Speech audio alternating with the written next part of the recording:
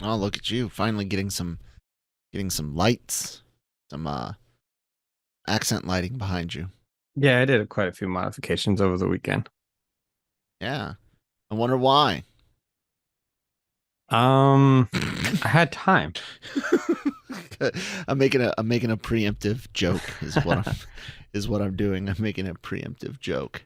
Yeah, it's Monday. We're recording and it's daily cog time, right? Yeah, Yeah, yeah, it is. why not? Hello, everybody. Welcome to the Daily Cup of Genre here on the Genreverse YouTube channel, Genreverse Podcast Network, available on all of your favorite podcast apps such as Google, Spotify, Apple, SoundCloud, and more. SoundCloud? No, we're not on that one anymore. That's old. I'm Kyle. That's Manny. Hit the subscribe button if it's something you haven't done already. If you have, thank you very much. Lots of links down in the description box below. Besides social media, you'll find links to our merch shop if you want to support the show, the channel, or any of the other shows here on the channel. You can do that through the Redbubble link in the description box below. Social media stuff, links to the podcast, and yeah, man, it is, not gonna lie, a shitty week last week, and not shaping up to be the best best of weeks this week either. Relative. There's good, there's bad, there's sad. But we actually had a lot of deaths recently, which really sucks, including Yeah, Bob Barker, who, man, talk about, coming close to $1 without going over. 99 is as close as it gets without hitting the mark. But Bob Barker's gone. Arleen Sorkin, famous for the voice of Harley Quinn, and of course last week, Bray Wyatt, wrestler, and Terry Funk wrestler. and Terry Funk as well. All passed, and that's insane. Bray Wyatt's actually younger than I am. Yeah, I didn't know he was that young. I know, right? So yeah, it was sad. I of course grew up watching Bob Barker on The Price is Right whenever you were in a doctor's office or home from school, summertime, whatnot. I was good at that game too, man. I was real good. I don't have as much affinity for DC stuff in general, but definitely know the iconic voice. I mean, Harley Quinn was created for that cartoon, so Arleen is very much the core, the start of that character, every bit as much as the artists and creators there on the series itself. And of course, wrestling is something I go in and out of. I was not following in depth during the height of Bray and his crap. What was the group called? Sorry. Shoot, what was this group called? I can't remember. Anyways, I wasn't following as closely then, but I of course knew it. I'm one of those people, I can watch wrestling whenever it's on, new, old, it doesn't matter. I can watch it, but I have my phases of following it. But yeah, man, That's dumb, dude. It's the Wyatt family. It's just the Wyatt family. Yeah. Okay. I was like, wait, I didn't it's know not if they that. had I was like a like, different wait, group it's name. not complicated. Hold on. It's just, yeah. I didn't have coffee this morning. That's all right, man. What do you think? You definitely got connections to all three as well. Yeah, it was weird, man. Like, I think by the time they announced that Arleen Sorkin had passed, I was like, man, this is a rough week, because I mean, it was on Wednesday that we found out Terry Funk had passed. Then it was Thursday, Bray Wyatt had passed. That one hit me pretty hard, just because he was one of my favorite entertainers in WWE. He was said to have been doing better, and they were already planning his possible return for sometime next month. So then for him to just pass from a heart attack, and then find out that it was COVID complications that it had stemmed from, which so yeah, it's just a lot. And then Arleen Sorkin is a big part of my childhood, being that Batman the Animated Series was my favorite cartoon growing up. So yeah, it's just and of course Bob Barker. Yep. That was the I think you and everybody else's sentiment in our generation of, hey, we didn't go to school, so we're watching The Price is Right this morning. So why is that so much fun? It's like I'm not winning any freaking prizes, but the closer I am to the dollar amount, the happier I am. Yeah, good Crazy. good production, and Oh, it yeah, was yeah, it was lots just of a lot fun. of fun.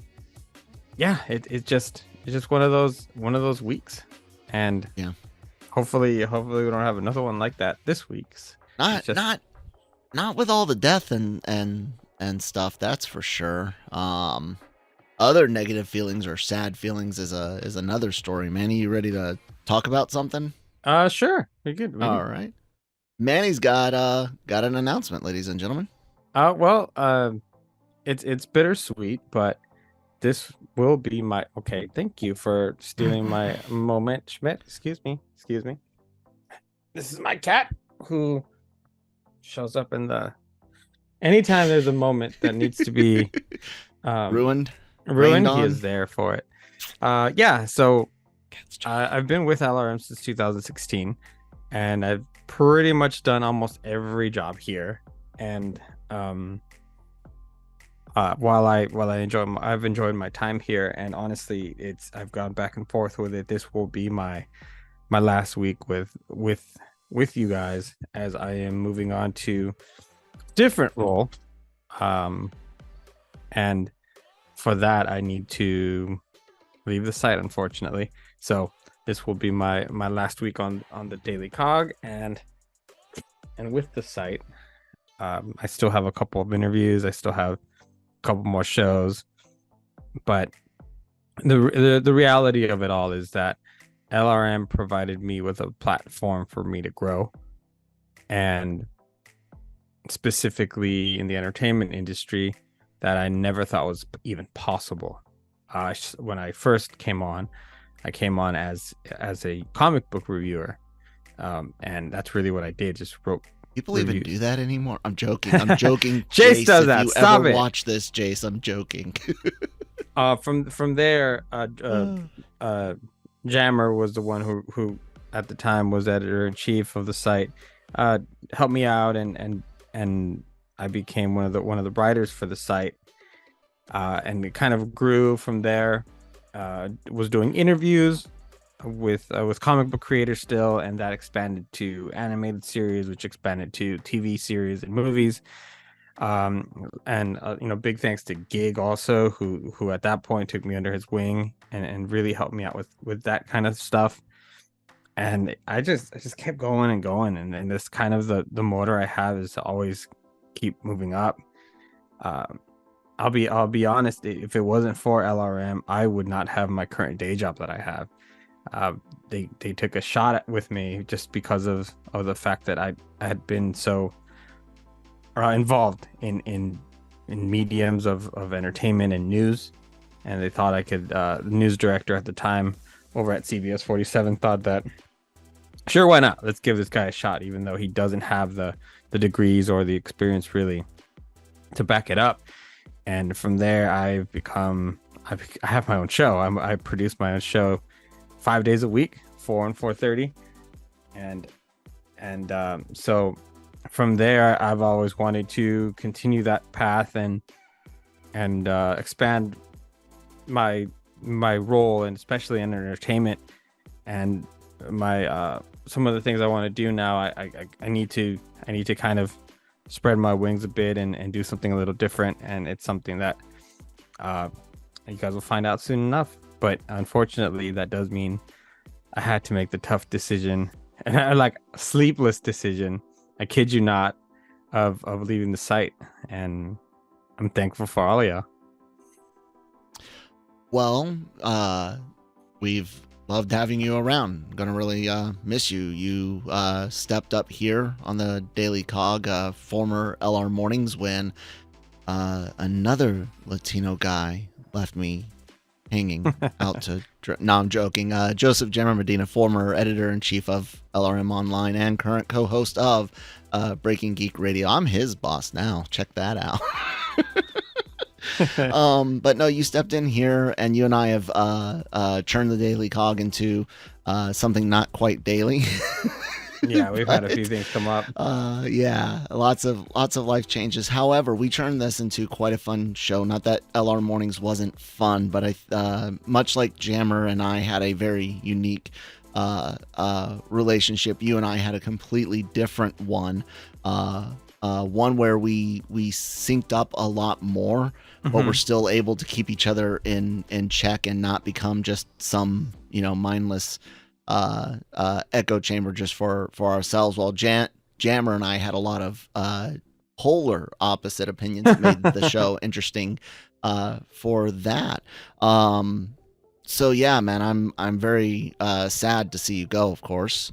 But I wish you the best of luck, and I'm just really upset that your background's going to be better in the future than it ever was here on. I mean, we could have had the matching red and blue lights, just like you suck.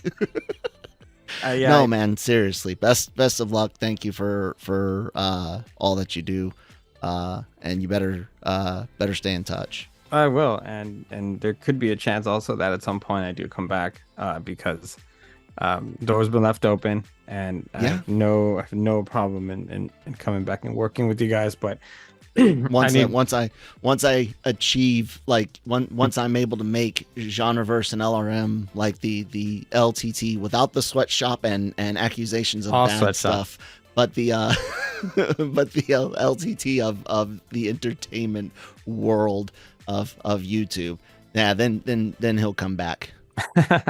Yeah, it's just I need a platform where I can. The point is that YouTube is very binding, and I need a platform where I could do more news style content without the oppressive dictatorship of YouTube. And we don't quite have the infrastructure for outlets like that, right? So. And then also, and then the bigger thing is my work's gonna get cut, I think, like in a quarter, so which is really nice. But yeah, it's weird because it's a terrifying move. But there's one thing that I can tell you is that I've followed my gut this entire time with every decision I've made. And I've done all right. And if I don't, then well, you just get back up and try again. But I don't want to not do it and then think about what it could have been. Yeah, and so absolutely. Yeah, but the one thing I will say, 100%. And Kyle, you could tell, you guys could use this all you want. I know I'm not rolling it or anything, but LRM was the platform that I used to get myself ahead, and you guys gave me the opportunity to take every advantage possible to write stuff, do interviews, do videos, reviews, and things like that. That got me where I am in my professional career now, and this is my career now, which is insane. From printing, when I met you, you were in printing. Yeah. So when I understand that nobody, just people need to know this. Nobody working in entertainment, unless you're with the network, is making any money. This is true. So but like, you can spring off of something like this to make money in the future. But if you're willing to put in the work, you can make something out of it. Very, very make special. Connections, make a portfolio. Make a set of reels, that's kind of what I've been slowly trying to do, so to speak. And that's honestly, my time in the military, I'm still very service minded. I'm happy as I try to grow with LRM and grow the Genreverse. That is also, like Manny said, people coming on and being able to spring up and beyond what we can offer. I love that idea. I don't need this to be something that houses the same exact people for ever and ever. I've said for a while, I'd fade away into nothing but the anime stuff and producing podcasts if we had enough people interested in replacing us on these things. But also we need writers, and writing is a great way to get your teeth cut, cutting your teeth in this industry, learning your own voice. Everyone thinks you can just start talking on a mic. We've got writers that suck on, or we have had writers that sucked on podcasts, and we got podcasters that don't, or have had podcasters. I don't think anyone on the shows now has any issues with writing, but we've had podcasters that couldn't go in the opposite direction. Point being is, if you guys are interested in writing for lrmonline.com, please do hit us up, Kyle M at lrmonline.com, or Michael Michael at lrmonline.com. Just put interested in writing in the topic subject line. There you go.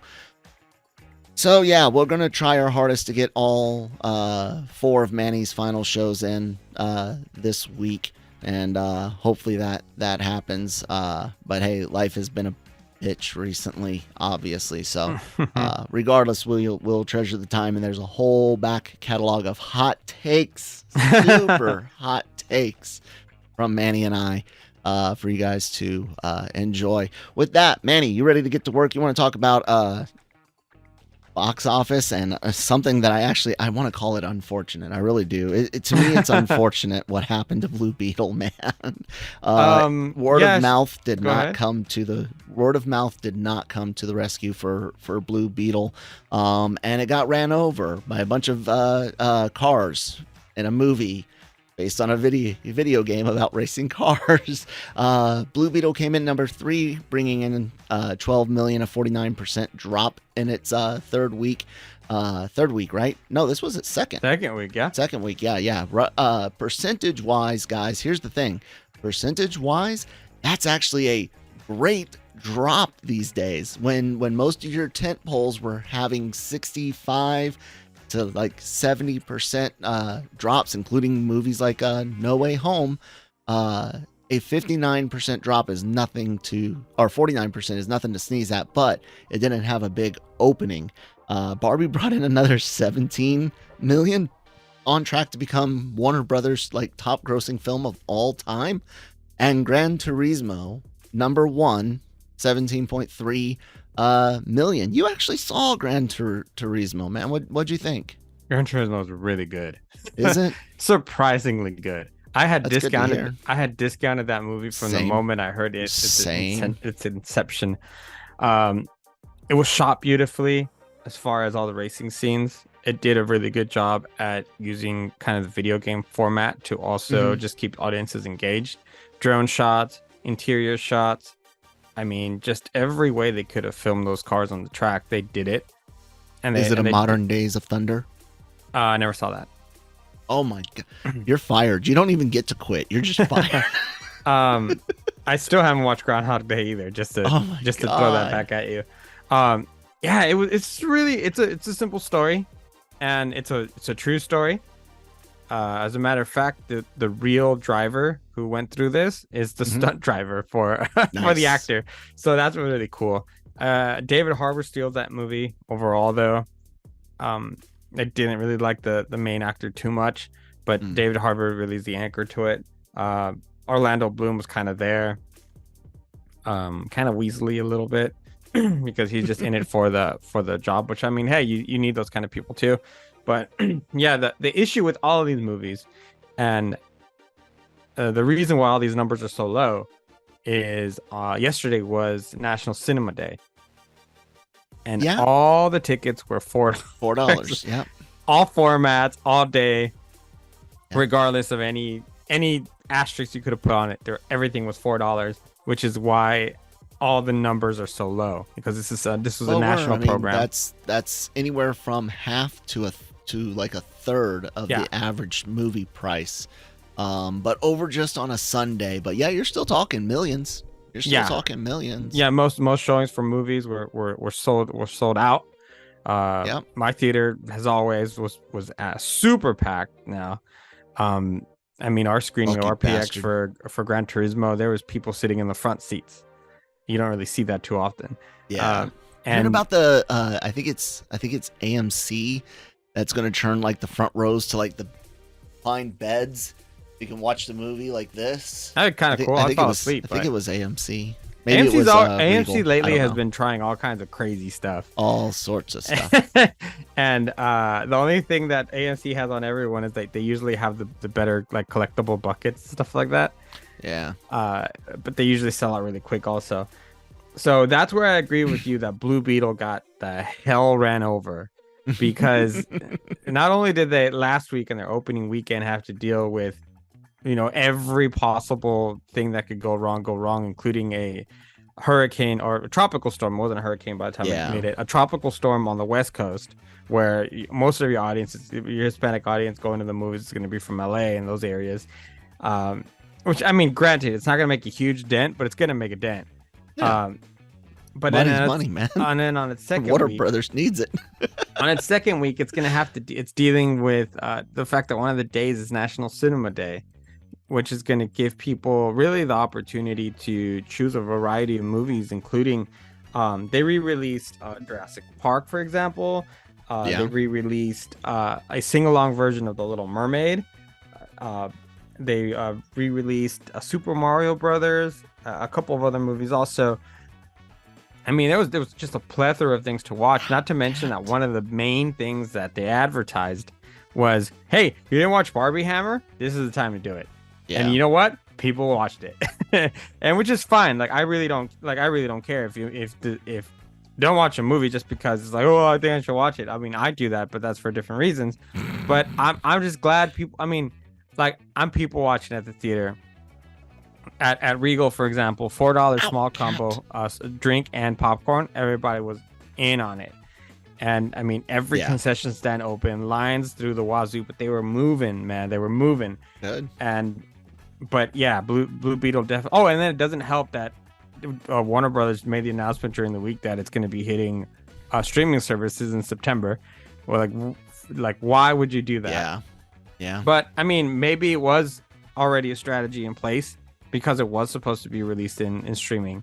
So this could be a case of, all right, cool. I mean, everyone's giving Warner Brothers flack for this, but this is kind of the bread and butter now of like Amazon, and even Netflix does it in some cases. They'll put a movie Limited out theater, on theaters for one weekend, and then take it to streaming. This is one of those cases where, kind of like they did with Air, kind of like they did with Creed 3 and some of the other movies, it hits theaters for a very limited amount of time, and then it goes to streaming like it was supposed to do. Blue Beetle was supposed to be streaming, and the fact that you did this dual release, if anything, it just helps in the long run. So maybe so because people are willing to wait, and we know that you don't make enough off of subscription. But what I'm saying is none of this money was going to come through anyway if you just went with the original plan. They made something towards getting it back, towards recouping it. So it gave people who wanted to see it in theaters the opportunity to see it in theaters. Yep. And Paramount's is doing it now as well. They've been doing a really good job with it. What I like about Paramount's decisions is that they don't really care about going back on their Smile I use it as a great example. Was this they announced it as straight streaming for a long time, went to some film festivals and went, just kidding. this is only in theaters, and the people responded to it. I don't understand what the love is for movies like the Meg 2. I mean, 352 million worldwide, and it's been a juggernaut internationally.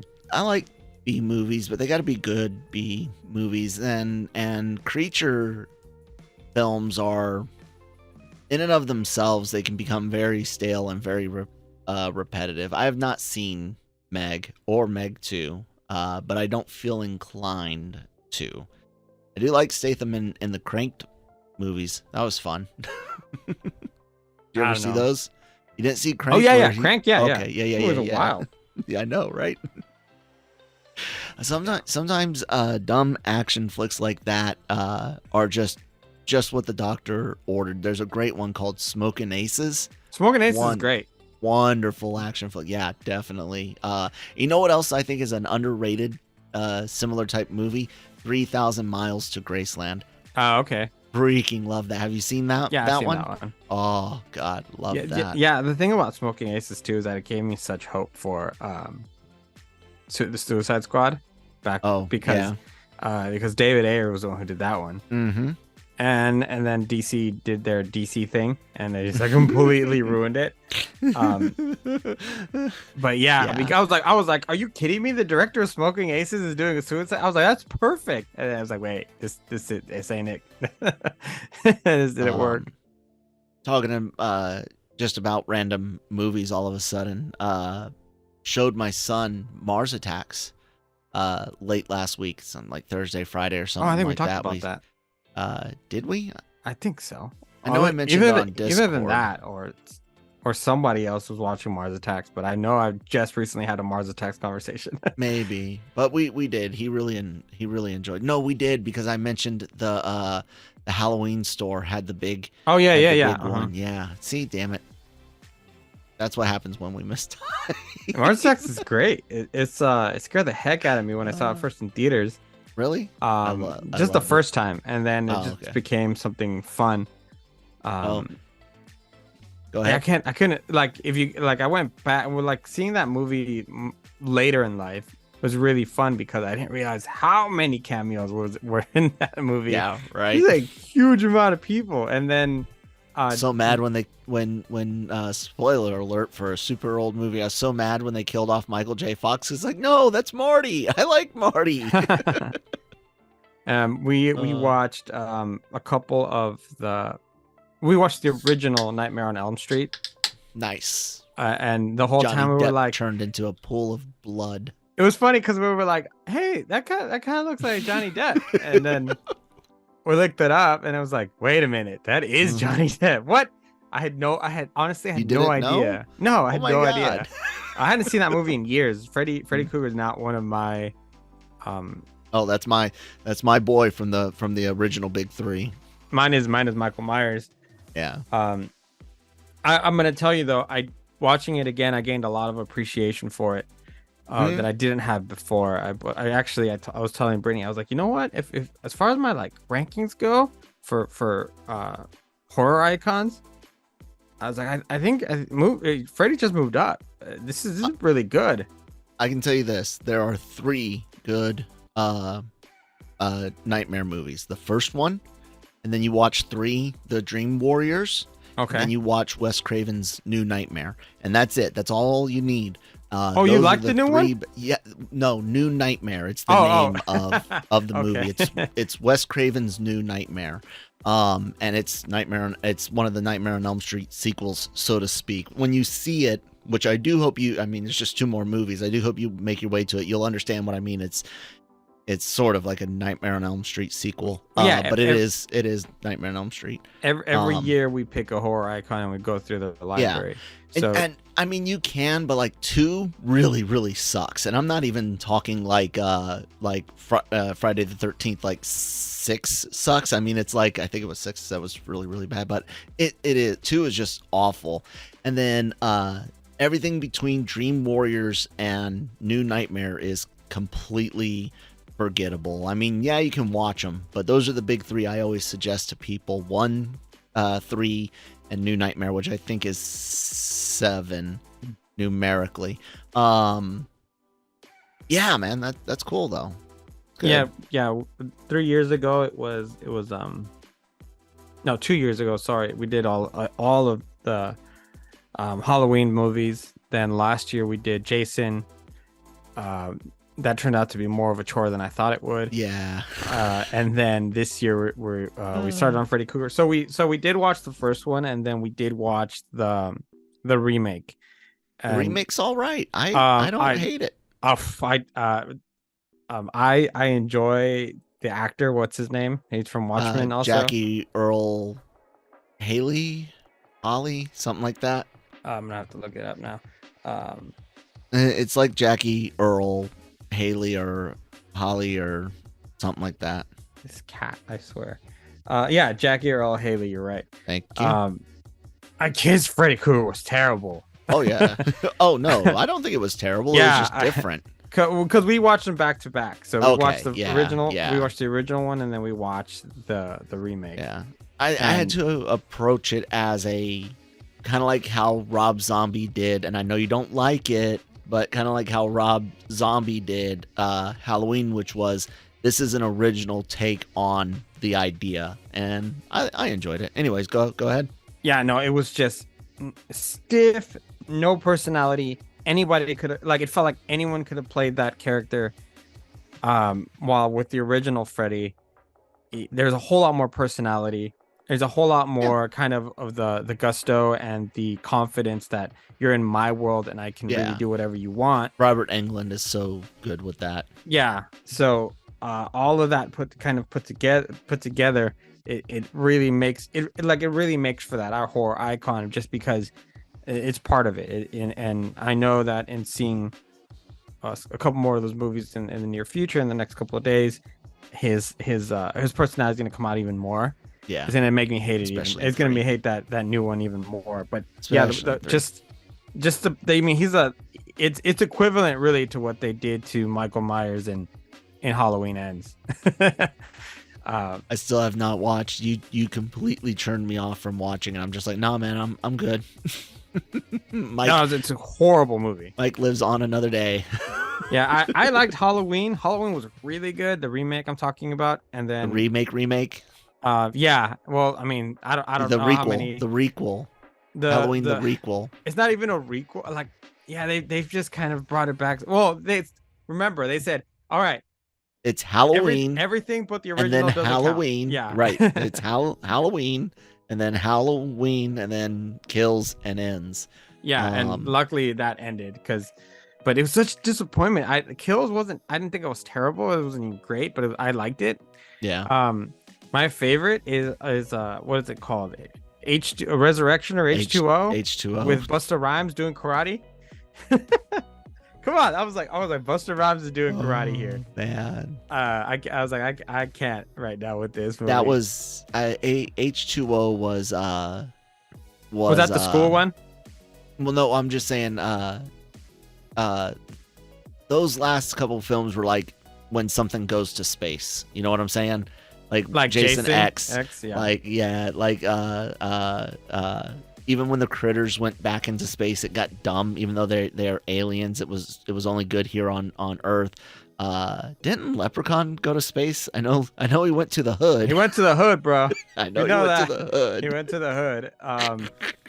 What is that? Hold on. I just want to make sure I got Jennifer Aniston in Leprechaun. That's a crazy one. Like, a lot of people don't realize like how many actors and actresses did those like awful 80s and 90s horror movies. Like Leonardo DiCaprio is in Critters 3, you know?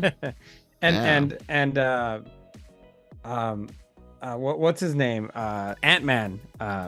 Paul Rudd. He's in probably the worst Halloween movie. So there's that. He was in Resurrection, right? No. Was it Resurrection? Was he in H2? I get those two confused. No, I get the last couple confused. I'm trying to make sure that I got the right one with Busta Rhymes in it. Resurrection. Oh, so it was okay. So Resurrection was the one. The Leprechaun did go to space in Leprechaun 4. I knew it. But the thing about it is though, also that it's interesting to see, like, when you go back, is that like Halloween Resurrection was during the time of like all of those garbage MTV shows and everything that we used to watch. So like it's based around a reality show. and so it's like, okay, well, if I'm understanding it from a perspective of its time, I get it, but it doesn't hold up. Yeah, that's the problem. And movies survive Michael. Yeah. And then it's like, yeah, it's a guy who dressed as Michael, and then like, no, it's actually Michael. So no, it's not. He's dead. Okay, got it. But it was so funny to see that one in particular, because there was this one scene where they go to Busta Rhymes' hotel and he's watching kung fu movies. But like they make it clear that he's watching kung fu movies in the background. and I said, "Oh, don't tell me that." That's how he knows kung fu. This is gonna come back, and then at the I end, know kung fu. he does the noises and everything. Like, it's terrible. And It's so bad when movies can be dated like that. Like, yeah, you can't escape Back to the Future having the 80s aesthetic when he's in the 80s. You can't escape the 90s-ness of something like Mighty Ducks. However, both of those movies completely stand up on their own today, 100%. right. So right now, I think my top 3 go to Michael Myers, and that's almost biased. So you don't need, no one needs to argue with me on that. Like, everyone has their own horror icons. Michael Myers, Leatherface, and then Freddy Krueger. I think that's where I'm at the moment.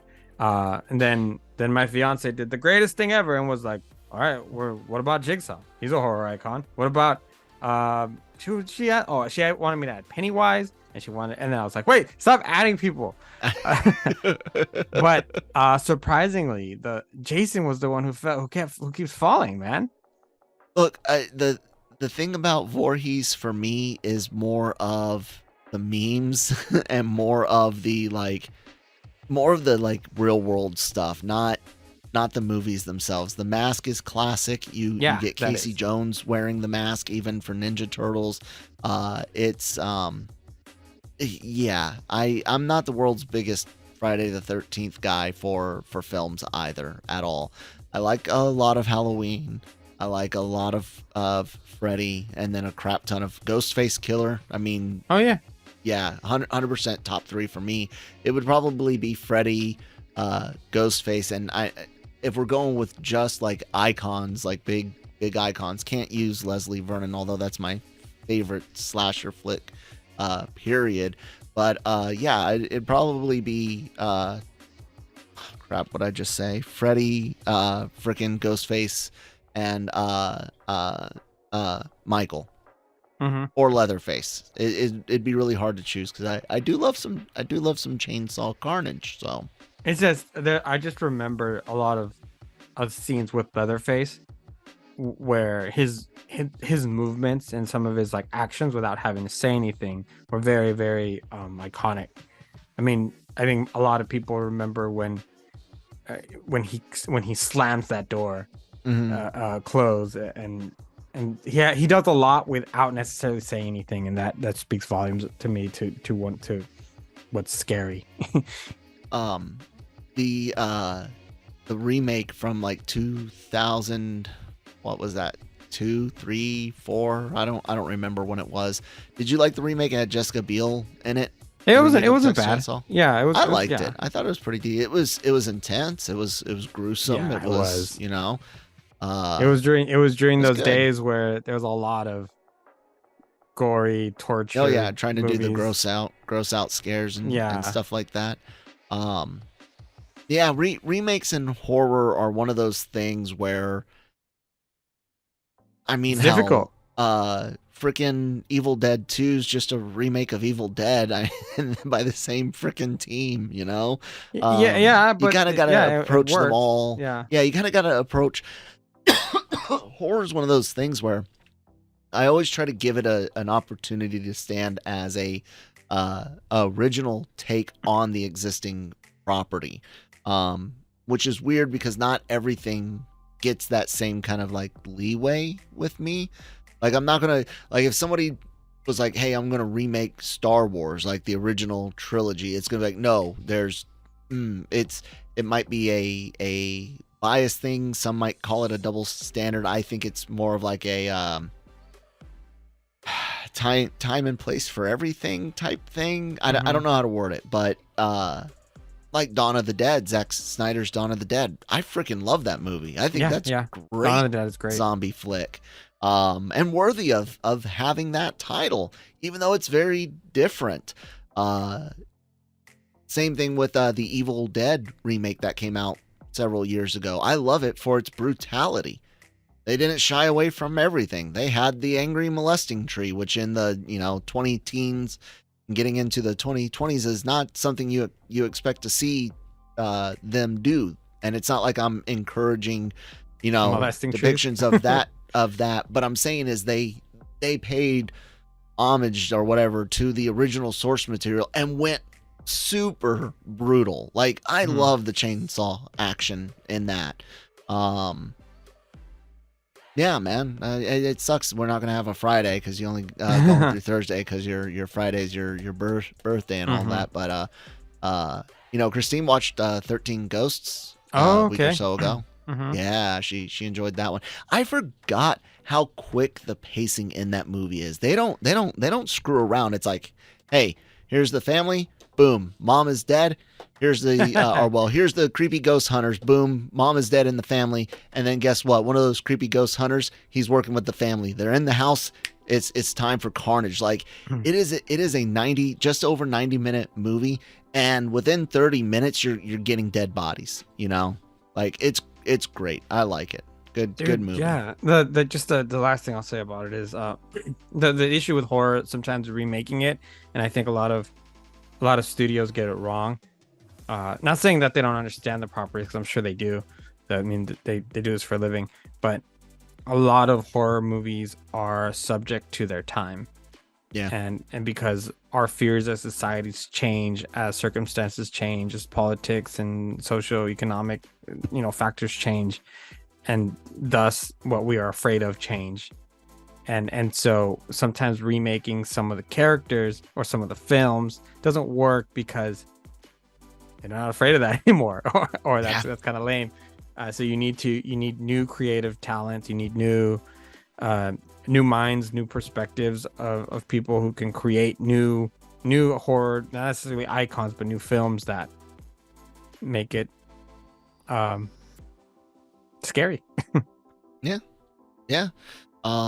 It's one of those things where, I said the original big three, and it's like, well, Leatherface came out before Michael, Freddy, or Jason, and people often forget him.